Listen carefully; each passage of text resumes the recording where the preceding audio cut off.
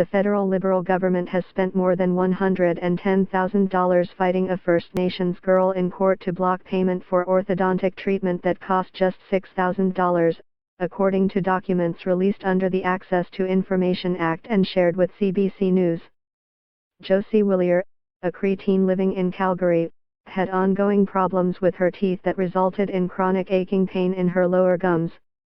She took over-the-counter pain medication daily for 2 years because of extreme discomfort associated with impacted teeth and a severe overbite, among other ailments. A Calgary-based orthodontist, Mark Antosh, recommended braces to avoid invasive jaw surgery in the future. Stacy Shiner, the child's mother, sought payment for the braces under the First Nations and Inuit Health Benefit Program, but was denied by Health Canada, the department that administers the insurance plan. She appealed 3 times to no avail, and ultimately took the case to federal court.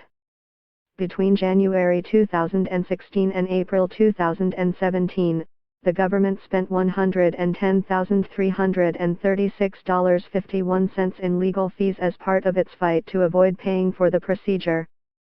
The final cost will likely be higher, as a decision on this case was not handed down until May.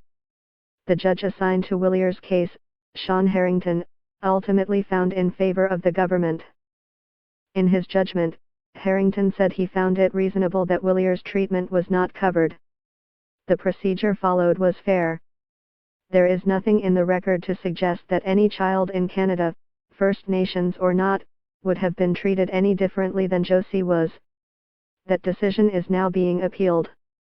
Last fall, the Liberals voted to support an NDP motion that called on the government to stop fighting Indigenous families who are seeking access to services covered by Ottawa, but only 2 days after that vote, government lawyers were back in court fighting Shiner. This was an opportunity for this government to show that they were going to make reconciliation real on the ground, and instead it's the same old brass knuckles approach to squashing basic treatment for children, NDP MP Charlie Angus said in an interview.